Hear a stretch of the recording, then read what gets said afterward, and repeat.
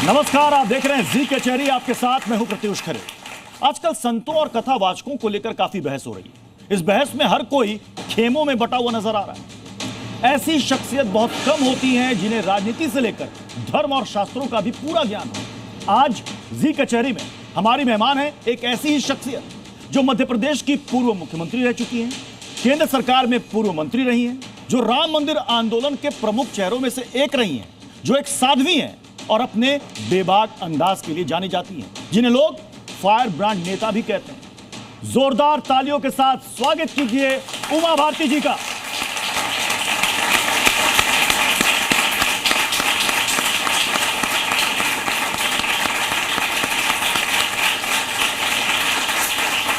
नमस्कार उमा भारती जी।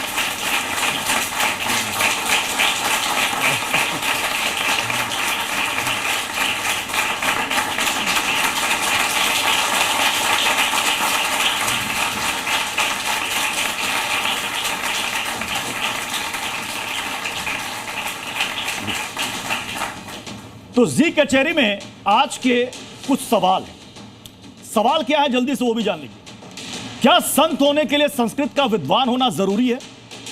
क्या कथावाचक बोलते बोलते मर्यादा लांघ जाते हैं? साईं बाबा क्या है, भगवान है या इंसान? क्या स्कूलों में वरा भगवान के बारे में पढ़ाया जाना चाहिए?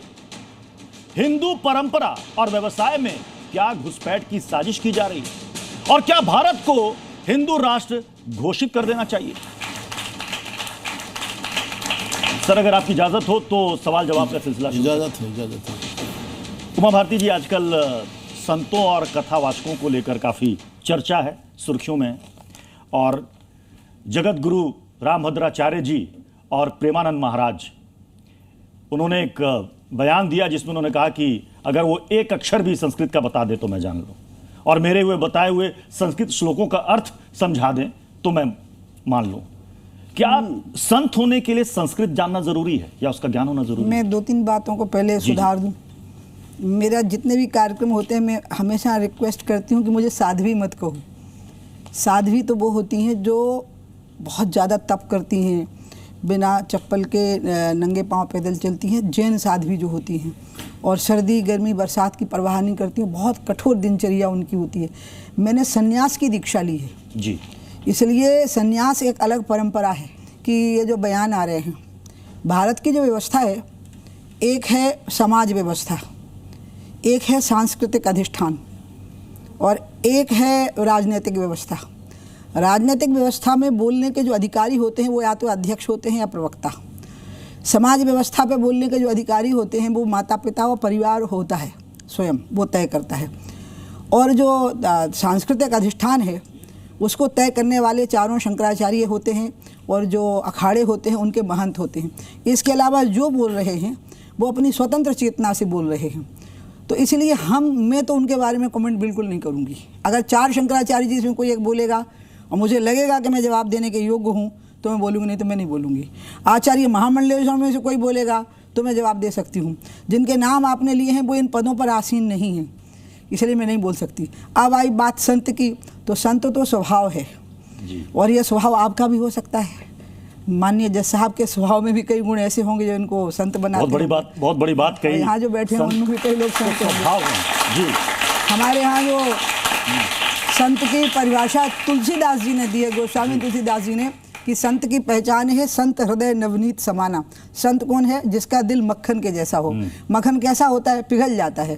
तो जो सबको प्यार से पिघल जाए, सबके प्यार में, वो संत होता है। तो अब उस हिसाब से आप देख लीजिए इनमें से आप किसको संत मानेंगे, जिनके नाम लिए आपने बहुत अच्छी बात आपने कही कि संत का मतलब है आपका स्वभाव। प्रेमानंद महाराज के जो फॉलोअर्स हैं वो कह रहे हैं रामभद्राचार्य जी का बयान ये अहंकार युक्त बयान है। आपको ऐसा लगता है कि उनके बयान में अहंकार है? भारतीय जो परंपरा है ना, वो तलवार से मत बदलने की नहीं है, वो विचार से मत बदलने की है। शास्त्रार्थ ये है, शास्त्रार्थ। और शास्त्रार्थ की परंपरा बहुत पहले से चली है। अगर आपने उपनिषदों का अध्ययन किया हो तो उनमें भी शास्त्रार्थ होते थे और पक्ष और विपक्ष होता था। तो शास्त्रार्थ की परंपरा में ऐसा होता है कि वो कुछ कहेंगे, वो कुछ कहेंगे। उनके बारे में मीडिया में डिबेट नहीं हो सकती। ये जो आप लोग हु कर देते हैं, ये नहीं होना चाहिए उसको लेकर के, वो वहीं होना चाहिए सब कुछ। लेकिन ऐसे बयान सोशल मीडिया के जरिए ही आते हैं। हाँ। आजकल हर कोई इंस्टाग्राम चला रहा है, हाँ। हर कोई ट्विटर चला रहा है, तो ऐसे जो बयान है वो जरिया माध्यम यही बनते हैं सोशल प्लेटफॉर्म। मुझे लगता है इन महापुरुषों के जिनके आपने नाम लिए हैं उनको थोड़ा सजग रहना होगा कि शास्त्रार्थ में पहले क्या होता था कि जितने लोग बैठे होते थे उतने ही सुनते थे और फिर निष्कर्ष घोषित कर दिया जाता था। अब ऐसा नहीं है ना, आपने कोई बात कही है और वो अचानक लाखों करोड़ों लोगों तक पहुंच जानी है, वो उससे कई लोग विचलित भी हो सकते हैं, परेशान हो सकते हैं, अपमानित अनुभव कर सकते हैं या प्रसन्न अनुभव कर सकते हैं। तो मैं इतनी निवेदन कर सकती हूँ सभी से कि जब आप एकांत में बैठे हो तो शास्त्रार्थ करिए और कुछ साधु संतों को बिठाइए दोनों तरफ और होने दीजिए तय, लेकिन फिर सबको तय कर दीजिए कि फिर ये बहुत बिल्कुल टेलीकास्ट नहीं होगा, कहीं जा नहीं सकता है, जैसे संसद की कोई प्रोसीडिंग रोक दी जाती है। हाँ। लेकिन जब आपको पता है कि सब फ्री फॉर ऑल हो गया है, हाँ। तो फिर संभल के बोलिए, मतलब साधु संतों हाँ, फिर किसी के दिल को ठेस मत लगाइए, फिर बोलिए। तो क्या उन्होंने जो एक बात कही है और साथ ही साथ उन्होंने एक बात और भी कही है कि प्रेमानंद जी महाराज अभी बालक हैं और मेरे प्रिय भी हैं, और उन्होंने कहा कि संस्कृत, क्या संत के लिए संस्कृत का ज्ञान होना जरूरी है? क्या जो संस्कृत जानता है वही ज्ञानी है, वही संत है, वही विद्वान है? अब ये जिनकी बात आप कर रहे हैं ना, रामभद्राचार्य जी, वो बहुत विद्वान व्यक्ति हैं और हमारे देश में आगम के बहुत बड़े ज्ञाता में से एक रामभद्राचार्य जी महाराज हैं और मैं उनकी छोटी बहन हूँ, बिल्कुल बेटी जैसी छोटी बहन। तो उन्होंने मुझे कभी ऐसा कहा नहीं कि तुम संस्कृत बोल के दिखाओ, मैं आपको ये बता रही हूँ, जबकि मैंने संन्यास दीक्षा भी ली हुई है। अगर प्रेमानंद जी से, अच्छा उन्हें ये भी कहा, मैं सुन रही थी उसको, मतलब मुझे भेजा गया था वो, कि प्रेमानंद जी महाराज के लिए उन्होंने कहा कि प्रेमानंद तो मेरे पुत्र जैसे हैं। तो एक्चुअली एक पिता अपने पुत्र को कह रहा है कि तुम संस्कृत पढ़ो, अब वो आ गया मीडिया पर, तो अब शायद महाराज के यहाँ से भी कोई जवाब आ जाएगा कि महाराज को संस्कृत आती है, बात खत्म हो जाएगी, आपकी टीआरपी बढ़ती है तो आप बढ़ाते हो अपनी टीआरपी। अभी प्रेमानंद महाराज जी का जवाब नहीं आया, क्योंकि जो उनके बयान थे वो ये थे कि चमत्कार अगर है तो मैं चैलेंज करता हूं, प्रेमानंद जी एक अक्षर मेरे सामने संस्कृत बोलकर दिखा दें या मेरे कहे हुए संस्कृत श्लोकों का अर्थ समझा दे, ये उन्होंने कहा। अच्छा, एक और कथावाचक है अनिरुद्धाचार्य महाराज। हाँ। वो आजकल काफी कंट्रोवर्सी में है और खूब ज्यादा लाइमलाइट में भी है और चर्चा में भी है। उन्होंने कुछ एक बयान दिए हैं, वो बयान क्या है शायद आपने भी सुना हो, लेकिन एक बार हम चाहेंगे कि एक बार स्क्रीन पर प्ले करें प्लीज। हाँ, अब जिनकी सोच इतनी घटिया, देखो जो अपने को बेच रहा हो, औरों के आगे परोस रही हो या परोस रहा हो, अब बताइए जो स्त्री या पुरुष अपने आप को किसी और स्त्री या पुरुष के आगे परोस रही या परोस रहा हो, क्या उन लोगों के मुंह लगना चाहिए? इनका लेवल क्या है? बस वही कुत्ता बिल्लियों वाला लेवल जो है। हमारे भारत के कुत्ते हजारों साल से लिवन में ही रहते हैं, फिर अगले जन्म में हमारे यहाँ तो कुत्तों का कल्चर है ये लिवन में। 25 साल की, अब 25 साल की लड़की 4 जगह वो मुंह मार चुकी होती है, सब नहीं पर बहुत, और वो 25 साल की जब तक आती है तो पूरी जवान होके आती है। जब जवान होके आएगी तो स्वाभाविक है कि वो अपनी जवानी कहीं ना कहीं तो वो उसकी जवानी फिसल जाएगी या जाएगी। जैसे कि अभी एक लड़के के संग हनीमून मनाने गई, परंतु वो किसी और के साथ वो रह चुकी थी, उसके साथ चक्कर था, वो ड्रम वाला केस अभी पुराना हुआ नहीं जाता। इनके बारे में आप क्या राय है, क्या कहेंगे? इन्होंने आपको लगता है ये बातें जवाब देने लायक हैं? बहुत सही जवाब इसे लायक ही नहीं। आप एक मिनट मेरी बात सुनिए। ये घर में माता पिता का कर्तव्य है कि वो अपने बेटे को क्या बोलते हैं, स्कूल में टीचर्स का कर्तव्य है कि उनको कैसे पढ़ाते हैं। तो इसलिए ये जो बातें हैं ये असल में ये बहुत ही सामाजिक व्यवस्था का अंग हैं और संत जो हैं वो सांस्कृतिक अधिष्ठान को खड़ा करने के लिए हैं, सांस्कृतिक अधिष्ठान को वैदिक चर्चा के लिए, मतलब वेदों की, गीता की, उपनिषद की, ज्ञान की चर्चा करने के लिए। ये जो नीति नियम हैं और कैसे होना और कैसे नहीं होना, ये तो मुझे लगता है कि मतलब जिनके मुंह से निकल रहा है इनकी पात्रता नहीं है लड़के लड़कियों को कुछ कहने की। इसलिए लड़के लड़कियों को उनके माँ बाप पे छोड़िए ना, वो उनको क्या कह रहे हैं, वो उनसे पूछ रहे होंगे लड़के लड़कियों से। यानी कि अनिरुद्धाचार्य महाराज ने जो कुछ भी कहा आप उससे असहमत हैं? मैं ये मानती हूँ कि ये उनके अधिकार क्षेत्र से बाहर हो गई, अधिकार क्षेत्र से बाहर है। हाँ, और उनको ऐसा नहीं कहना चाहिए। मैं ऐसा शब्द भी नहीं बोलूंगी, मैं किसी का अपमान नहीं करती ना, मैं इतना ही बोलूंगी आप ना मुझे व्यर्थ में घसीट रहे हो। पता है क्यों? मैं मानती हूँ कि इन चीज़ों से हमारे देश का कुछ बिगड़ता नहीं है ना। हमारे देश का तब नहीं बिगड़ा ना जब शक आए, हूण आए, मुगल आए, हमारे धार्मिक स्थानों का विध्वंस कर दिया, अंग्रेज़ों ने हम पे 200 साल राज किया, हमारे सांस्कृतिक और वैचारिक अधिष्ठान को पूरी तरह से नष्ट करने की कोशिश की, हमारी सोचने की स्वतंत्रता को नष्ट करने की कोशिश की। उसके बाद भी आज तक गंगा है, आरती है, तिलक है, जनेऊ हैं और लोग भगवान के मंदिर में जा रहे हैं, बल्कि भीड़ और बढ़ रही है केदारनाथ जाने की। तो जब वो कुछ नहीं बिगाड़ पाए तो इनके बयानों से क्या बिगड़ जाएगा। इसलिए मैं आपको कहूँगी, और अनुराधाचार्य तो छोटे हैं मेरे से, मैं इन सबको समझाऊंगी आप बिल्कुल मत घबराओ, आप आराम से कथा करो, ये सब चीज़ें ठीक हो जाएंगी। हल्के फुल्के हिचकोले हैं आते हैं और सारा समाज मिलकर ठीक कर लेता है, माँ बाप मिलकर ठीक कर लेंगे, लड़के लड़कियाँ खुद ही सुधर जाएंगे। मतलब आपने एक बड़ी बात कही और खुलकर कही, चूंकि आप अपने बेबाक अंदाज के लिए जाने जाते हैं। आपने कहा कि इनको कथा कहना चाहिए, ये इनके अधिकार क्षेत्र से बाहर है। जो हाँ, ये बहुत अच्छी कथा करते हैं, बहुत अच्छी कथा करते हैं, लेकिन जो इन्होंने कहा वो उनके अधिकार क्षेत्र से बाहर। ये तो माँ बाप का काम है, और खुद बच्चे हैं ना, ये जो बैठे हैं, बेटियां बेटे बैठे हैं, इनको जब लगेगा गलती हो गई तो सुधार का रास्ता भी पकड़ लेंगे। रामभद्राचार्य जी ने किसी का नाम तो नहीं लिया, लेकिन इतना उन्होंने जरूर कहा कि आजकल कई मूर्ख लोग भी कथावाचक बन गए। नाम उन्होंने किसी का नहीं लिया। तो मैं देखो, आपने पता है फिर वही कर रहे हो, आपने मुझे किसी और का प्रवक्ता बना रहे हो। ना तो मैं प्रेमानंद जी की प्रवक्ता हूँ, ना मैं अनुराधाचार्य की प्रवक्ता हूँ, और ना मैं बोलते हैं रामभद्राचार्य जी की प्रवक्ता हूँ। हाँ, मैं उन सबका सम्मान करती हूँ और मुझे पता है अनुराधाचार्य जी कथावाचक हैं और प्रेमानंद जी महाराज एक ऐसे संत हैं, यहाँ कई बेटे बेटियाँ बैठे होंगे जिसमें एक आध कोई गया भी होगा। इन्होंने बहुत सारे लड़के लड़कियों की ड्रग्स छुड़ाए हैं, शराब छुड़ाई है, बुरी, इनका कंट्रीब्यूशन बहुत बड़ा है। तो इनके कंट्रीब्यूशन के आगे ये जो छोटी मोटी बातें हैं ना, इनको आप इग्नोर करो। और ये भी संभल गए होंगे, मैं बता रही हूँ, बोल के बहुत पछताए होंगे। मैं प्रेमानंद जी को जानती हूँ, बच्चे जैसे, इतनी बड़ी आयु के होकर के भी he is very innocent, he is innocent like a kid. तो इसलिए उनको बहुत दुख भी हो रहा होगा कि ये मैंने क्या कर दिया। तो इसलिए मैं चाहती हूँ कि देखो भैया, आप जी टीवी वाले और ये कचहरी में जो महाराज हमारे माई लॉर्ड जो विराजमान है वो, और आप लोग मेरी एक बात सुन लो, देश की समस्या अभी ये है कि देश में बहुत बड़ा अंतर है और एक अभावग्रस्त और सुविधा युक्त समाज की रचना हो गई है, वो दोनों बिल्कुल आमने सामने हैं। वो समस्याएं ज़्यादा बड़ी हैं, इन समस्याओं से ये तो खत्म हो जाएंगी, बहुत जल्दी खत्म हो जाएंगी। लेकिन चूंकि सवाल उन्हीं विषयों को लेकर उठते हैं जिनको लेकर विवाद सबसे ज्यादा गहराता है, और मैं आपसे समझना चाहता हूं, चूंकि आप बेहतर बता पाएंगी, किसी को महामंडलेश्वर का पद या उपाधि कैसे दी जाती है, क्योंकि हमने ये भी देखा है कि मशहूर एक्ट्रेस ममता कुलकर्णी, वो भी महामंडलेश्वर बनी थी और उसके बाद उन्होंने महामंडलेश्वर का पद त्याग दिया और उन्होंने कहा कि मुझे साध्वी ममता कुलकर्णी कहा जाए। तो आप ममता कुलकर्णी को क्या मानती हैं? वो साध्वी हैं, एक्ट्रेस हैं, क्या है वो? ये तो जिस अखाड़े से वो जुड़ी थी ना, और जिनने उनको वो महामंडलेश्वर की उपाधि दी थी, उनसे पूछना पड़ेगा। क्योंकि एक बार मुझे महंत रामचंद्र परमहंस जी ने कहा कि तुमको महामंडलेश्वर की उपाधि देना चाहते हैं। आपको रामचंद्र दास परमहंस जी का नाम स्मरण होगा, जो राम जन्मभूमि जो लड़ाई चली है बहुत लंबी, वक्फ बोर्ड की और निर्मोही अखाड़ी की, और दोनों हंसते हुए कोर्ट में जाते थे और चाय पीते हुए दोनों लौटते थे, लंबी लड़ाई चली थी वो। तो वो मुझे हमेशा बोलते थे कि तुम मैं बिल्कुल हाथ जोड़ लेती थी कि महामंडलेश्वरों की जो जीवन शैली होती है मैं उसका पालन नहीं कर पाऊंगी। मुझे लगता है इसमें जो आचार्य महामंडलेश्वर हैं, जैसे अवधेशानंद जी हैं और अन्य जो लोग हैं ना, आप उनसे पूछिए या वहीं जाके स्टेटमेंट ले लीजिए अगर वो ना आए, कि ये सबके बारे में, जो लड़की ने संन्यास ले लिया या वो महामंडलेश्वरी बन गई है, तो उनके बारे में क्या कहना है।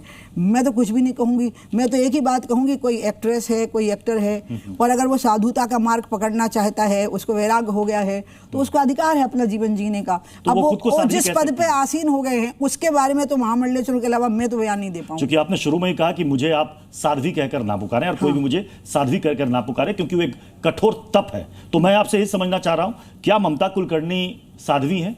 हर्षा रिशारी आप भी अब मैं ममता कुलकर्णी जी के बारे में ये जानती हूँ कि वो बहुत अच्छी एक्ट्रेस कभी थी, उसके बाद क्या हुआ और कैसे वो साध्वी हो गई, तो जब मैं जानती ही नहीं तो उन पर कोई टिप्पणी करना तो उनके साथ अन्याय करना है, और मेरे से पूछना आपका मेरे प्रति अन्याय है। सच जो सवाल सामने आते हैं वो सवाल हम पूछते हैं। क्या आप सियासत में वापस जाएंगे या मानती हैं कि अभी हम सियासत में हैं? नंबर एक। और संन्यास वाली बात आपने कही, तो क्या आपने वाकई संन्यास ले लिया है? दूसरी चीज़ ये कि एक बहुत बड़ा जो मसला मुल्क में है मुसलमानों के ताल्लुक से हम देखते हैं, वो भी मैं आपसे जानना चाहता हूँ कि 25-30 करोड़ इस मुल्क का मुसलमान, उसे शक की निगाह से देखा जाता है, उसे कह दिया जाता है कि साहब ये पाकिस्तानी हैं या गद्दार हैं, या जिस तरीके से बीजेपी इल्ज़ाम लगाती है। क्या आपको लगता है कि वाकई देश का मुसलमान ऐसा है और उसे हर वक्त जो है शक की नज़रों से देखा जाना चाहिए? ये मैं जानना चाहता हूँ आपसे कि क्या सोचते हैं, कैसे इसका हल निकलेगा? इतनी बड़ी आबादी को कटघरे में बार बार भारती जी खड़ा कर दिया जाए। देखिए, इन्होंने जो सवाल किए हैं ना वो बहुत महत्वपूर्ण हैं। आप मुझे बिल्कुल समय दीजिएगा और धैर्य दीजिएगा, वेरी इंपॉर्टेंट क्वेश्चंस। लेकिन मैं पहले एक बात क्लियर कर दूं, मैं बिल्कुल वही हूं जो मैं थी, मैं बिल्कुल नहीं बदली हूं। आपको लग रहा है ऐसा कि मैं बदल गई हूं। मैं हमेशा ही सच बोलती थी। मैं वही उमा भारती हूं जो 6 बार खजुराहो से और भोपाल से और झांसी से सांसद रही है। मैं वही उमा भारती हूं जो राम जन्मभूमि आंदोलन के लिए मरने के लिए जान देने के लिए तैयार थी। और मैं वही उमा भारती हूँ जो हमेशा से कहती रही हूँ कि देश का सबसे बड़ा नुकसान गोडसे ने किया है, ठीक है। और वो इसलिए किया है क्योंकि 2 महापुरुष इस धरती पर ऐसे पैदा हुए आज़ादी से पहले जो इसका सोच रखते थे कि आज़ादी के बाद का भारत कैसा होना चाहिए। उसमें से डॉक्टर हेडगेवार जी ये सोच रखते थे कि आज़ाद भारत का सांस्कृतिक अधिष्ठान क्या होना चाहिए, और महात्मा गांधी सोच रखते थे कि आज़ाद भारत का आर्थिक अधिष्ठान क्या होना चाहिए, जिसको मोदी जी ने आत्मनिर्भरता शब्द का प्रयोग किया है। अब भारत का बंटवारा नहीं होगा, अब तो बटे हुए हिस्से भले ही भारत में आ जाए, अब अलग नहीं हो सकते। तो मस्जिदें भी होंगी, मंदिर भी होंगे, कुरान भी होगी, वेद और पुराण भी होंगे, प्रार्थनाएं भी होंगी और अजान भी होगी। तो इसका मेल बनाना होगा, और इसका मेल बनाने का जो प्लेटफॉर्म है, काश कि वो पॉलिटिकल प्लेटफॉर्म से अलग हो जाए और वो एक धार्मिक प्लेटफॉर्म पे आ जाए, और साधु संतों को उनके और इनके मिलकर तय करने दीजिए कि हमें क्या करना है। क्योंकि ये देश का जो हिंदू समाज है वो बहुत सहिष्णु समाज है, वो बड़े आराम से आत्मसात कर लेगा सबको। उसका स्वभाव ही ऐसा है कि वो सबको साथ में लेकर के चलेगा, उसको कहीं कोई दिक्कत नहीं। इसलिए जो चीज़ें एक कर सकती हैं उस पर आ जाइए। कानून एक कर सकता है, यूनिफॉर्म सिविल कोड पे आ जाइए, कानून हमको एक कर देगा, क्योंकि हम सब एक कानून की मर्यादा में बंध जाएंगे, एक दूसरे का सम्मान करेंगे। और थोड़ा आपने देखा होगा इस्लाम में ही, जो मोदी जी ने 1-2 बार हिंट भी किया, सूफी संप्रदाय भी है, वो भी खुदा की इबादत करते रहे हैं, वो भी कुरान पढ़ते रहे हैं, लेकिन उन्होंने एक प्यार की नज़र से देखा, खौफ की नज़र से भगवान को नहीं देखा, प्यार की नज़र से भगवान को देखा।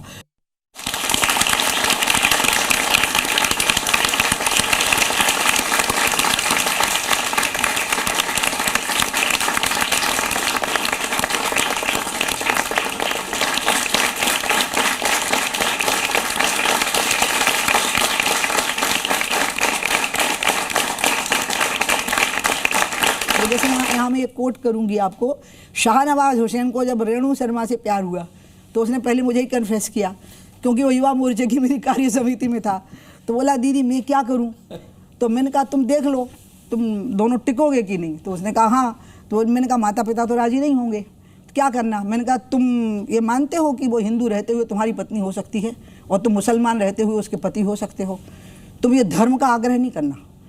तो उसने कहा हम रह सकते हैं। आज भी वो रेणु शर्मा है और वो शाहनवाज हुसैन है, शादी है। अब मैं दूसरी बात पे आती हूँ। Now I come to next. ये बच्चे बच्चियाँ हैं, ये तो मेरे बेटे बेटियाँ जैसे हैं, बिकॉज आई एम अराउंड 64। मुझे एक बहुत ज़रूरी बात बतानी है। फिर मैंने फैज़ अहमद एक बहुत बड़े शायर हुए जो पाकिस्तान चले गए थे। मैं उनकी बहुत ही क्या बोलते हैं प्रशंसक थी। प्रशंसक के लिए एक और शब्द होता है, हाँ फैन, या अभी भूल गया, मुरीद। तो मैं उनकी मुरीद थी बहुत ज़्यादा, ठीक है। तो मैंने उनकी जीवनी निकाली फैज़ अहमद फैज़ की। I really wanted to know about him, क्योंकि उन्हें गरीबी पे, भूखमरी पे, बदहाली पे बहुत अच्छी शायरी की है, और पाकिस्तान में उनको जेल में जाना पड़ा था, आपको पता हो तो जब उनकी पर्सनल लाइफ पढ़ी, बस उसके बाद मेरा उनसे डिसइंचार्टमेंट हुआ। उन्होंने शादी करी एक अंग्रेज़ महिला से और उसको इस्लाम में कन्वर्ट करा दिया। तो मुझे लगा इतना बड़ा सोच रखने वाला इतना छोटा दिमाग रखता था। क्या वो अपनी स्त्री को एक क्रिश्चियन अंग्रेज की हैसियत से एक्सेप्ट नहीं कर सके? नहीं। तो जो मुस्लिम समाज के अग्रणी हैं उनको रिफॉर्मेटिव खुद होना पड़ेगा पहले। जो आदर्श बन रहे हैं उनको रिफॉर्मेटिव होना पड़ेगा, और जब वो रिफॉर्म्स को वेलकम करेंगे, जो कि हिंदू समाज ने वेलकम किया है, हमेशा परंपराओं कुरीतियों के खिलाफ बोलने वाले लोगों की गर्दनें नहीं काटी हैं, बल्कि उनकी बात को सुना है, और अगर उनकी बात सही लगी है तो उसको स्वीकार किया है और कहा है कि हम हार मानते हैं। इसी प्रकार के रिफॉर्म से जब गुजर जाएंगे तो मुझे लगता है कि इस्लाम समाज भी बहुत नहीं तो फंडामेंटलिज्म तो खुद ही खत्म कर लेता है, सुसाइड कर लेता है। फंडामेंटलिज्म जो है ना वो सुसाइड कर जाता है। कट्टरपंथ जो है वो आत्मघाती प्रकृति का होता है, वो स्वयं नष्ट हो जाता है। और अगर नष्ट होने से बचना है तो you have to continue with the element which will continue, इसलिए इसका नाम सनातन धर्म पड़ा है। इस continues with all this kind of things, कपड़े पहनना, नहीं पहनना, कम पहनना, ज्यादा पहनना, it goes beyond that also. आपने एक बात कही कि सन्यासी ही एक अच्छा राजनेता होता है। योगी आदित्यनाथ के बारे में आप क्या कहेंगे, क्योंकि विपक्ष अक्सर उनको निशाने पर लेता है, कई बार विपक्ष की तरफ से ये भी कहा गया कि इनका काम आश्रम में, ये कहां से राजनीति में चले आए। उनके कई सारे एक्शंस को लेकर के काफी विरोध किया जाता है। नहीं, योगी तो योगी है और योगी ही सबसे अच्छा नेता होता है। और जब योगी मुख्यमंत्री बने तो मैं इतनी खुश हुई, क्योंकि मैं अंग्रेजी में एक शब्द था माई बेटर वर्जन, मतलब मुझसे बेहतर एडिशन है, क्योंकि मैं इमोशनल हूँ। मेरा EQ पूरा डोमिनेट कर जाता है, मेरा दिमाग पे दिल हावी हो जाता है और दिमाग चलेगा दिल के हिसाब से। योगी ने तो दिल के दरवाजों पे लॉक ही लगा दिया है आपकी बात होती है उनसे? आपकी लगातार बात होती है? अरे बहुत, छोटा भाई है मेरा। मैं चूंकि बड़े क्या बोलते हैं मठ के महंत हैं तो उनका आदर बहुत करती हूँ, लेकिन वो तो मुझसे बहुत छोटे हैं, 13-14 साल छोटे हैं। और उनके जो नवनाथ हुआ करते हैं, जो मूल नवनाथ हैं नाथ संप्रदाय के, उसमें जो दूसरे नंबर के नाथ थे वो एक महिला थी, उनका नाम उमा नाथ था।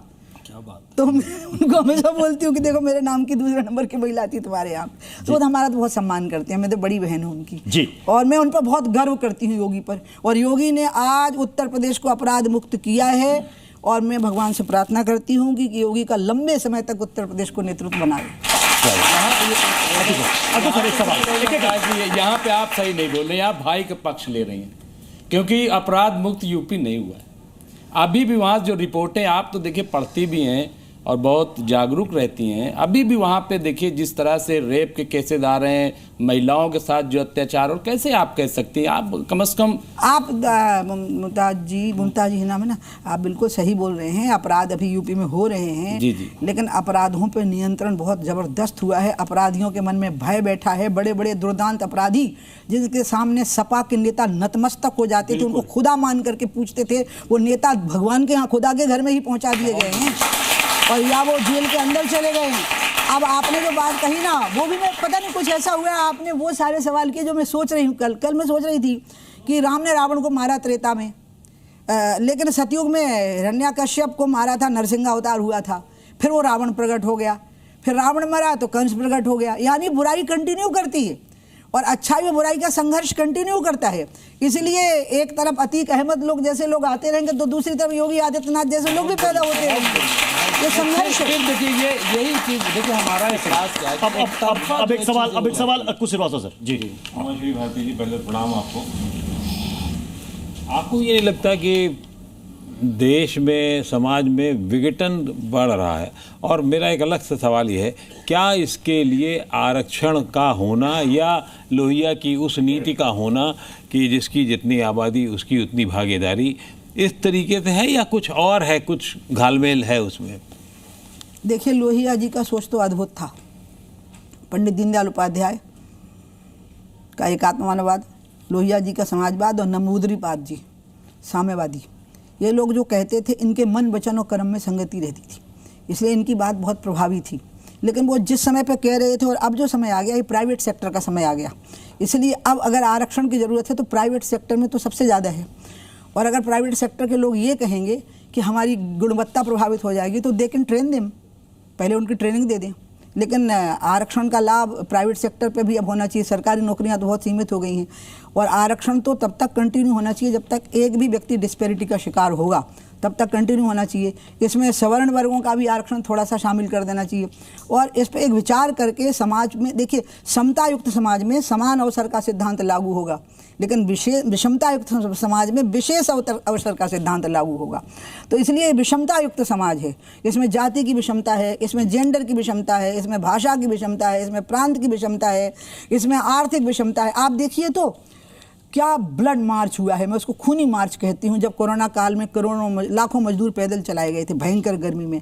अगर मुमताज़ ने देखे हो, एक बच्चा अपनी मरी हुई माँ को कफन उड़ा रहा था गर्म सड़क पे ऊपर लिटा करके, वो दृश्य मुझे कभी भूलते ही नहीं है। एक तरफ गरीब लोग लाखों की संख्या में अपने गाँव को जब वापस लौट रहे थे तो पैदल चले थे, ब्लड मार्च था, खूनी मार्च।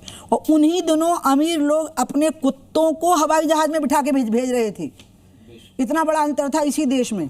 ये विघटन अभी समाज में है, और मैं यही तो प्रत्युष को कह रही हूँ कि मीडिया को फोकस इस पे होना चाहिए कि ये जो समाज में अंतर है कि एक को प्राइवेट अस्पताल में दवाई नहीं मिल रही है और एक की बीवी को हवाई जहाज से छोटी सी बीमारी के लिए लंदन भेजा जा रहा है। इस डिस्पैरिटी को खत्म करो, इसको खत्म करना ज़्यादा जरूरी है। ये जो विभाजन है सुविधा युक्त और सुविधा से रहित, मतलब अभावग्रस्त और सुविधा युक्त समाज के बीच में जो विघटन है, इसको खत्म करो, इस पर फोकस करो, लड़ाई को यहाँ ले आओ, बातों को यहाँ ले आओ, मीडिया भी यहाँ आवे, नेता भी यहाँ आवे, पार्लियामेंट भी इसी पे आ जावे और विधानसभा भी इसी पे आ जावे और लड़के लड़कियाँ भी इसी पे आ जावे। और जब सब मिलकर के पूरा समाज इस पे आ जाएगा कि पहले हम इस भेदभाव को खत्म करेंगे तो अपने आप बहुत सारी समस्याओं के समाधान तो अपने आप निकल जाएंगे। आपका सवाल। उमा जी, इधर मैं आपका एक बयान सुन रहा था, जब पूछा गया तो मैं तो राजनीति में थी, राजनीति में ही हूँ। आप लोग हाँ, वो रह गया था इनका नहीं, हाँ वो मैं उसको जरा दूसरे रूप में पूछ रहा हूँ। ये वर्ष जो है अटल बिहारी वाजपेयी जी के शताब्दी वर्ष है ये, और वो भी एक आपने उनके साथ लंबा काम किया है, हम लोगों ने भी देखा है, आपको युवा मोर्चा से ही देखा है। इस समय नरेंद्र मोदी का काल है और ये माना जाता है कि नरेंद्र मोदी ने सरकार के स्तर पर राजनीति में जो एक व्यापक हिंदुत्व की विचारधारा थी उसकी सदी बना दिया है। तो ये दो लोगों के बीच में क्या आपको अंतर लिखता है? क्या दोनों के काम की शैली में क्या समानता है? और इसमें आज के समय में आप राजनीति में अपने को कहाँ पाती है? आपकी क्या भूमिका हो सकती है? पहली बात, इनका एक छूट गया था, बेचारे संकोच में कहना भूल गए, मतलब कहा नहीं उन्होंने। मैं तो जब सियासत की, राजनीति जब मैंने की थी तो अपने लिए तो की ही नहीं थी, सोचा ही नहीं था अपने बारे में। मैं तो उसके पहले ही बहुत फेमस थी। मैं पहले प्रवचन करती थी, मतलब कथावाचक नहीं थी, डिस्कोर्सेस देती थी छोटी सी उम्र से। तो मैं तो बहुत सुविधायुक्त जीवन जीती थी मुझे, और बहुत सम्मान था मेरा, अभी से ज़्यादा। अभी चर्चा ज़्यादा है, सम्मान पहले ज़्यादा था। मैंने राजनीति की है सिर्फ अमीरी और गरीबी का अंतर देख करके। हमारे यहाँ बहुत शोषण होता था, फ्यूडलिज्म बहुत था, सामंतवाद, उससे मेरे को बहुत चिढ़ हुई। और गरीब आदमी ये मानता था कि अपमान झेलना उसकी नियति है, उसकी किस्मत में है। तो ये बात मुझे अच्छी नहीं लगती थी। मैं उनको बताना चाहती थी कि नहीं, तुम लड़ो, एक पंच मारो इस पर। और ये चीज़ मैं पूरी दुनिया में देख चुकी थी, घेटोज दे चुकी थी न्यूयॉर्क में, और अमेरिका, अफ्रीका में मैं देख चुकी थी कि जा रहे अंग्रेज़, जा रहे गोरे छोड़ते हुए देशों का कैसा खून चूसते जा रहे थे। वो सबसे मेरे मन में बहुत घृणा हो गई थी सब चीज़ों की। तो राजनीति वहाँ से उद्भूत हुई थी मेरी। राम जन्मभूमि आंदोलन से भी इसलिए जुड़ी कि हिंदुओं के साथ ये बहुत बड़ा अन्याय है, क्योंकि ये मुसलमानों के लिए जो अयोध्या है ये मक्का मदीना की तरह महत्व नहीं रखती, लेकिन हिंदुओं के लिए रखती है।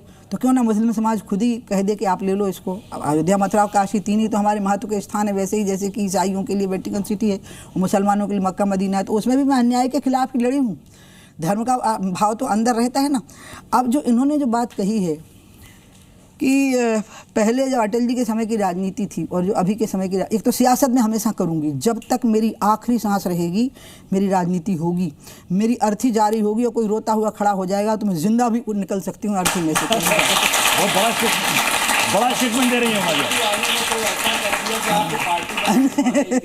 यानी आपने राजनीति से संन्यास नहीं लिया है। आपसे कुछ लोगों ने यह भी प्रश्न पूछा होगा कि क्या उमा भारती जी बीजेपी के नए अध्यक्ष के तौर पर खुद को देखती है, उम्मीदवारी करती हैं क्या? नहीं, हमको कुछ बनना नहीं होता है। कुछ लोग ऐसे होते हैं कि बिना बने ही काम करते हैं, मतलब कुछ नहीं। बहुत बढ़िया।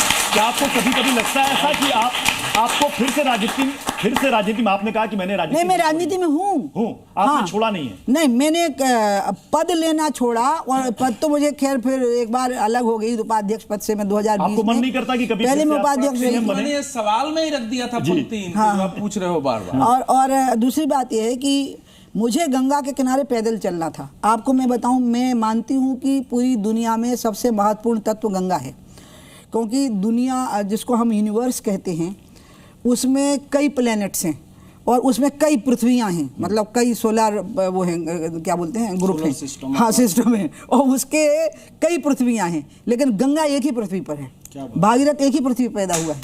और गंगा में कोई भेद नहीं है। सारे राजनीतिक दल, सारे पूजा पाठ के मानने वाले लोग, सारे जाति वर्ग, सभी लोग गंगा को मानते हैं और कहते हैं कि गंगा को अविरल और निर्मल बहना चाहिए। टकराहट नहीं है, कंट्रोवर्सी नहीं है, इसलिए वोट नहीं है इसमें, क्योंकि कंट्रोवर्सी से अब हम वोट निकालने लगे हैं। अवधेश ने जो समय की बात कही ना, वो समय तो धैर्य और तपस्या की राजनीति का था। अब क्या जो स्थिति बन गई है, जो अभी का जो समय आ गया है, जो अवधेश जी एक बहुत वरिष्ठ पत्रकार हैं हमारे देश के, अब जो हमारे देश का समय आ गया है वो एक ऐसा समय है कि हम कोई ना कोई कंट्रोवर्सी को फेस करें और हम उससे जीतते हुए दिखें तो हमें वोट मिलेगा। इसलिए मैं भगवान से प्रार्थना कर रही हूँ कि 1 नेशन 1 इलेक्शन हो जाए जल्दी से जल्दी, तो एक महीना 45 दिन में ही सारे चुनाव निपट जाएं। लोकसभा, विधानसभा, पंचायत, नगर पालिका, जिसकी जहाँ सरकार बननी है बन जाए और फिर एकजुट होकर के सब लोग काम करते रहे तो ये देश सुख से चले। नहीं तो जो चुनाव जीतने का दबाव रहता है ना, it creates many controversies and you create some time the controversies, ताकि वो फिर राजनीति में हम ज़्यादा सफल हो जाए। मैं बहुत अच्छी तरह से राजनीति कर रही हूँ, ब्यूटीफुली राजनीति कर रही हूँ। मैं रिजर्व फोर्सेज में से हूँ। मैं किसी पद की बिल्कुल आकांक्षा नहीं रखती हूँ, क्योंकि मैं लगभग सभी पदों पर रह चुकी हूँ। एक प्रधानमंत्री का पद छोड़ के और एक राष्ट्रीय अध्यक्ष का पद छोड़ के पार्टी के सभी पदों पर रह चुकी हूँ। मैं पार्लियामेंट में बहुत ही क्रिटिकल टाइम पे जा करके बैठ गई थी। मैंने अपने कन्विक्शन से कभी वो नहीं किया। गरीबों के लिए मेरा कन्विक्शन है। सनातन में सबको साथ साथ लेकर चलने की शक्ति है। कई सारे विवाद हुए, आपने देखा सावन में कांवड़ यात्रा के दौरान नेम प्लेट को लेकर विवाद हो गया। अभी रिसेंटली एक ताजा विवाद आया बैंड बाजा को लेकर। मुरादाबाद और मथुरा में हिंदू संतों का यह कहना है कि दरअसल में ये हमारी परंपराओं में घुसपैठ है। ये मुसलमान जानबूझ करके नाम हिंदू देवी देवताओं के नाम पर रख रहे हैं और अपना धंधा ये चला रहे हैं। ये गलत है, घुसपैठ है। आपको ऐसा लगता है? उन्होंने एक वर्ड दिया, बैंड जिहाद। मैंने थोड़ा बहुत पढ़ा है, लेकिन इतने वो बातें हैं। मैं आपको एक बात बताऊं, कुछ बातों को ना आप लोग उनसे पूछते हैं जिनको बोलने का। अब एक गांव में किसी ने कहा कि पंडित के अलावा कोई कथा नहीं कर सकता। आपने जो हू करी पूरे देश भर के मीडिया ने, काय को करती हूँ? फालतू की बातें होती हैं ये। अब कोई बैंड बाजा बजा रहा, हम तो वो बैंड बजाता है, हमको पता ही नहीं होता है। तो इसलिए हम बताएं, हमको जवाब ही देते नहीं बनेगा। हमें वो इस लायक लगेगा ही नहीं, वो बात नहीं लग रही इस लायक कि मैं उसके बारे में कोई रिस्पॉन्ड करूंगा आपको, क्योंकि रोटी और रोजगार से जुड़े हुए आप कहते हैं कि इसे बेवजह तूल देने की जरूरत नहीं, और ना ही विवाद। हाँ, अगर इसमें कोई ऐसी बात करना, सुनिए, अगर वो ऐसी धुन बजा रहे हैं कि सारे जहां से अच्छा हिंदुस्तान हमारा, तो मुसलमान भी बजा सकता है, बिल्कुल। और अगर वो बजाएंगे सारे जहां से अच्छा पाकिस्तान हमारा, तो जेल भेज दो उनको। लेकिन अब यहाँ काहे को उठा रहे हो? यहाँ क्यों उठा रहे हो? संभल में एक प्राचीन शिव मंदिर है, वहां से साईं बाबा की मूर्ति हटाई जा रही है। हालांकि साईं बाबा को लेकर पहले से विवाद है। तर्क ये दिया जाता है कि उनका धर्म क्या था, यही अभी तक किसी को पता नहीं है।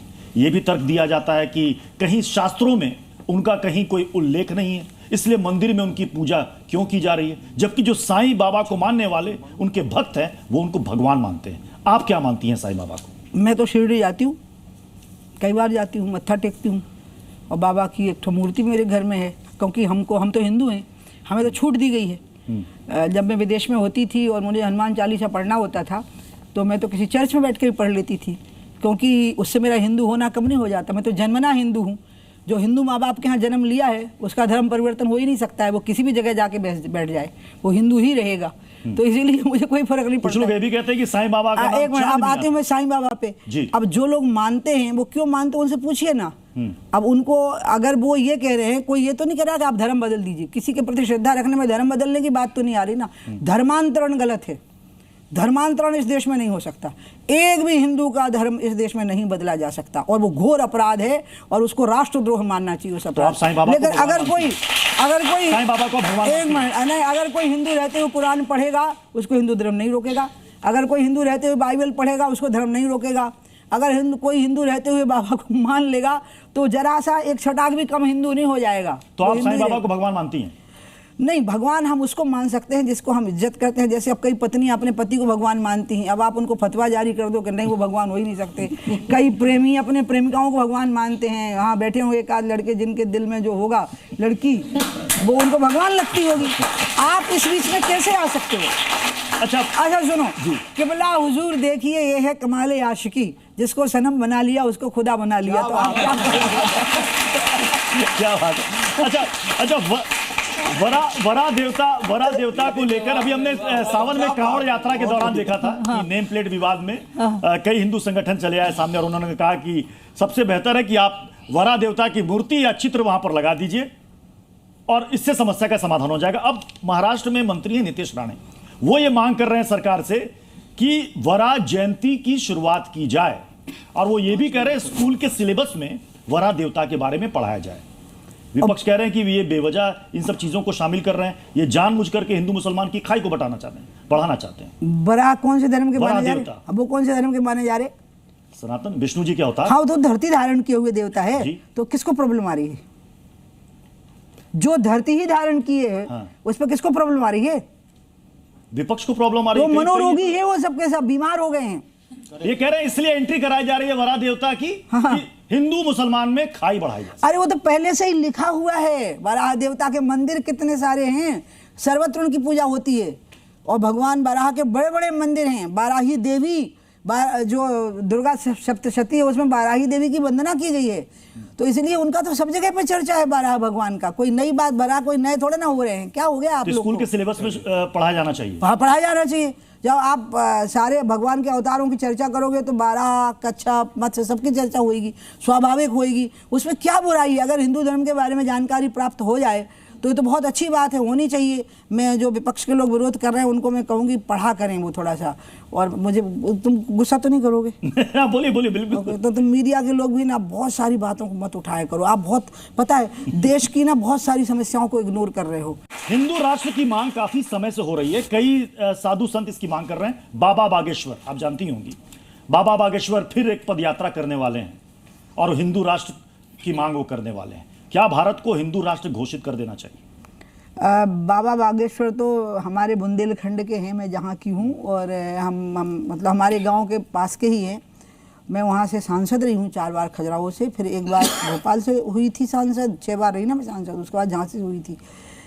हिंदू राष्ट्र ही है ये हिंदू राज्य नहीं है। तो जो चीज़, और मैं उमा भारती हूँ तो इसमें घोषित क्यों करना? मैं उमा भारती हूँ ना, and this is the colour of my skin, तो इसमें क्या घोषित करना? ये देश हिंदू राष्ट्र है, जिसको आप सनातन कह रहे हो ना, आप सनातन सनातन हर चीज़ में जहाँ देखो वहाँ सनातन। ये हिंदू शब्द है जो सा से हा हो गया, ये मूल रूप से वैदिक धर्म है, आर्य धर्म है। और सनातन का मतलब, सनातन कोई नाम ही नहीं होता है, जो रामभद्राचार्य जी महाराज भी कह रहे थे, सनातन नाम नहीं होता है, सनातन संज्ञा है। सनातन यानी जो निरंतर है, द वन विच कंटिन्यूज, उसको सनातन बोलते हैं। तो इसलिए ये हिंदू राष्ट्र है, हिंदू राज्य नहीं है। जैसे पाकिस्तान इस्लामिक राष्ट्र है, लोग उस कॉन्सेप्ट में हिंदू राष्ट्र को देख लेते हैं, नहीं, ये पाकिस्तान हिंदू मुस्लिम स्टेट है और वो भारत जो है वो हिंदू राष्ट्र है। और जो हिंदू राष्ट्र है उसमें सर्वधर्म संभाव है, एकम सद विप्रा बहुधा वदंती, धर्म एक है और वो अनेकों प्रकार से बोला जाता है। मेरी तो इच्छा, मैं आपको फिर कहूँगी, पहली बार मोदी जी ने एक कोशिश करी ना, जो अभी अवधेश भाई ने कहा, वो कोशिश जो है ना वो थोड़ी सी ट्रैक से हट रही है। उनने कोशिश करी थी कि विकास के नाम पे सबको एक किया जाए। विकास एक ऐसी आवश्यकता थी जो सब जाति को थी, सभी पूजा वर्गों को थी, सभी प्रांतों को थी, सभी राजनीतिक दलों के कार्यकर्ताओं को थी। डेवलपमेंट, एक ऐसा डेवलपमेंट जो वेस्टर्नाइज ना हो लेकिन मॉडर्नाइज्ड हो, जिसका मॉडर्नाइजेशन विदाउट वेस्टर्नाइजेशन हो। एक ऐसा विकास हमारे देश में हो जिसका पश्चिमीकरण ना हो लेकिन आधुनिकीकरण हो। वो विकास की बात चली थी, वही हमारी मुख्य बात थी, वही हमारा मुख्य एजेंडा था। ये हम कहाँ आ गए जी? ये अच्छा, कहाँ चले आए? आपको ऐसा लगता है कि ये तो मोदी की दिखाई हुई राह नहीं है, और मैं चाहूंगी कि मोदी जी इस राह को वापस लावें, इस राह पे सारी पार्टियों को वापस लावें और ये देश की जनता भी इसी राह पे वापस लौटे कि देश का विकास हो, विकास में सबकी समान भागीदारी हो और स्त्री और पुरुषों की भी उसमें समान रूप से भागीदारी हो। बहुत बड़ी बात, बड़ी बात, अच्छी बात। अच्छा, ये देश, आपको लग रहा है कि देश के कुछ हिस्सों में डेमोग्राफी बदलने की साजिश की जा रही है? क्योंकि कई बार इसको लेकर के डिबेट भी हुई और अब एक फिल्म आ रही है बंगाल फाइल्स, उनके डायरेक्टर अभी आए थे कुछ दिन पहले कचहरी में। उन्होंने कहा कि मुझे ऐसा लगता है कि बंगाल एक बार फिर से विभाजित होने वाला है घुसपैठियों की वजह से। क्या बंगाल की डेमोग्राफी बदली जा रही है घुसपैठियों के जरिए? घुसपैठिए बहुत बड़ी संख्या में आए हैं, असम में आए हैं, बंगाल में आए हैं, त्रिपुरा में आए हैं, बिहार में आए हैं, झारखंड, अरे झारखंड छोड़ो, उत्तराखंड में आ गए हैं बहुत बड़ी संख्या में, यहीं दिल्ली में बहुत बड़ी संख्या में आ गए हैं। और उनने अपने अलग अलग पॉकेट्स बना लिए हैं, वो थोक वोट बैंक बन गए हैं, नेता उस वोट बैंक की लालच में पड़ गए हैं। एक भी घुसपैठिया भारत में उन्हें होना चाहिए, तुरंत निकाल के बाहर कर देना चाहिए, जहाँ से आए वहाँ पर बाहर। निकालने का काम किसका है? ये जो कानून है उसमें कुछ जिम्मेवारी भारत सरकार की है, कुछ जिम्मेवारी राज्य सरकार की है, दोनों सरकारों को मिलकर के करना है। लेकिन सबसे बड़ी जिम्मेवारी किसकी है मैं आपको बताऊं, सारे राजनीतिक दलों को मिलकर ये काम करना होगा। इसमें विपक्ष के लोग इसका लाभ उठाने की कोशिश ना करें। कांग्रेस उनको अपना, कांग्रेस या ममता बनर्जी या अखिलेश या क्या नाम है उनका जो मुख्यमंत्री हैं तेजस्वी जी बनने, मतलब जो बनना चाहते हैं, या दूसरे जितने भी नेता हैं मैं उनके नाम भूल जाती हूँ, इन सारे नेताओं के मन में ये लालच नहीं आया। अभी तक यहाँ पर केजरीवाल साहब थे, ये सब लोग ये लोभ ना रखें कि हमारा वोट बैंक बढ़ना चाहिए। नहीं, घुसपैठियों को भारत से बाहर करने के मामले में एक रहना चाहिए। हमें धर्म के मामले में उदार होना है, लेकिन राष्ट्र और राष्ट्र की सीमाओं के मामले में पूरा कट्टरपंथी होना चाहिए और पूरा उग्रवादी होना चाहिए। इस मामले में हमें उग्रवादी होना चाहिए। एसआईआर के बारे में आपका क्या मानना है? एसआईआर के बारे में क्या मानना है, जो बिहार में मतदाता की जो लिस्ट है जिसका निरीक्षण चल रहा है, मामला सुप्रीम कोर्ट तक तो वो तो जरूरी है, वो तो होना चाहिए, उसमें क्या बुराई है, उसमें प्रॉब्लम क्या है? तो फिर विपक्ष क्यों कह रहा है कि ये दरअसल में जानबूझ ये के तो किया जा रहा है? ये तो विपक्ष से पूछिए ना, मैं उनको कहूँगी वो गलत कह रहे हैं। अगर ये हो रहा है, ये बहुत ज़रूरी है, क्योंकि चुनाव में जो धांधलियाँ हो जाती थी पहले, जिस प्रकार की ये करते थे, मुझे वो धांधलियाँ याद हैं उस समय की जब लालू जी मुख्यमंत्री थे। यहाँ तक कि जब मैं चुनाव लड़ी थी मध्य प्रदेश के मुख्यमंत्री का, तो उस समय की स्थितियाँ मुझे याद हैं।